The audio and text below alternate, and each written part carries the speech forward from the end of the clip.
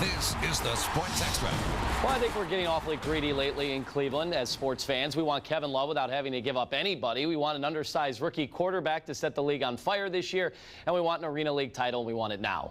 As for the Indians, we want a 4-game sweep in Motown, something the team has never done in franchise history. Rough start early. Josh Tomlin giving up this single to Ian Kinsler, and watch the bad throw here from Ryan Rayburn. That's not going to cut it.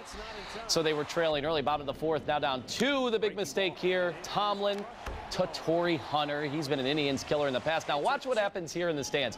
One Tiger fan, one Indians fan, and this would be a microcosm of how today went. Yes, the Detroit guy stole it away. And then you see this. Yan Gomes trying to get the try back into this one, but a little too late as he sends his 13th home run of the year there to the bleachers. But they fall 5-1, now go on the road to Minnesota for a 3-game set. Still good series there. Speaking of the Twins, well, they were hosting the Rays, and Evan Longoria giving them a comfortable lead with this RBI double to left.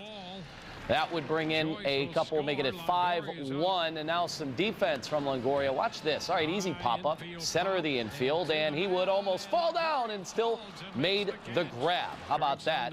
However, a chance here to make it interesting late, but Logan Forsythe coming into foul territory on the dirt to make the catch. 3 straight losses by the Twins. They lose 5-3.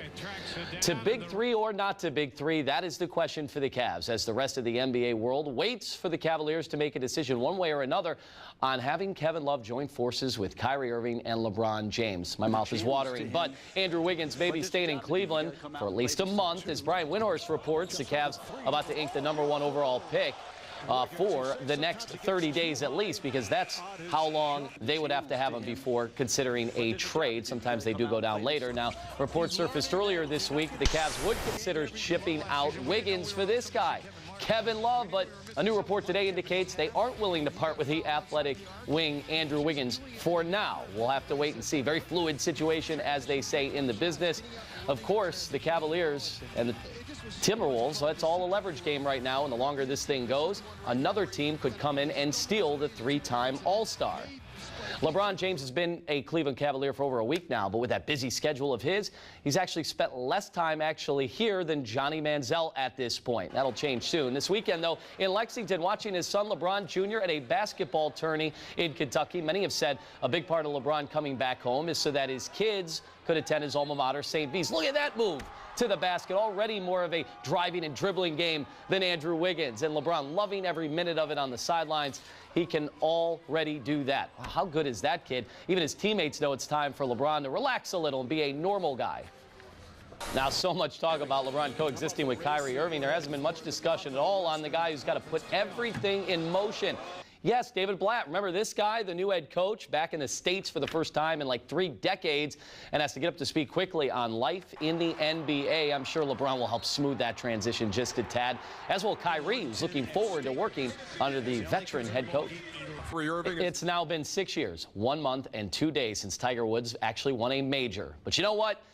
His drought isn't the story. It's a historic weekend of Rory McIlroy, who secured his 3rd major and 1st Open championship. He actually had his worst round of the tourney, but who cares? He had that 6-stroke lead. Here's a birdie here on 16, and boy, he did everything he needed to do, especially towards the end there, sinking it in. Shot a 1-under, 71, finished at 17 under par, 2 shots ahead of Sergio Garcia and Ricky Fowler, his 3rd major championship. Okay, so Tiger wasn't the story, but it's getting harder and harder to ever think he'll truly be back, as he shot a final round 75, finishing 6 over for the tourney, 23 back of Rory. Yes, 23 and 5 back of 64-year-old Tom Watson, the worst finish in a major ever in his career, and remains 4 back of Jack Nicklaus, and now officially behind his pace. All right, move over Justin Bieber, Tyrese, and Floyd Mayweather. 6 days away from Browns training camp, which means we finally get to see Johnny Manziel hanging out with his Browns teammates instead of celebs for once. When rookies report to training camp on Wednesday, recently Mayweather was asked about his affiliation with Johnny Football. Baseball has an expansive catalog of unwritten rules. A violation of such rules result in scorn and outrage from the baseball purists everywhere. Adherence to the rules demanded by the masses, or else the degradation of all things sacred. Take a look. Colby Rasmus trying to butt his way aboard, and he does so successfully.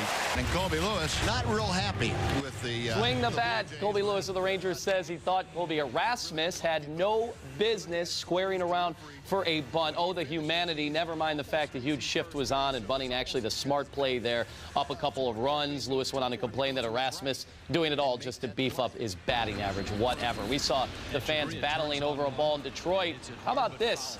This guy hangs on to it with his kid in one hand. I think it'd be even more special if he had a beer or a beverage of some sort in his other hand. That'll be a memorable ball for sure. We'll see you over on CBS 19. Thanks for watching.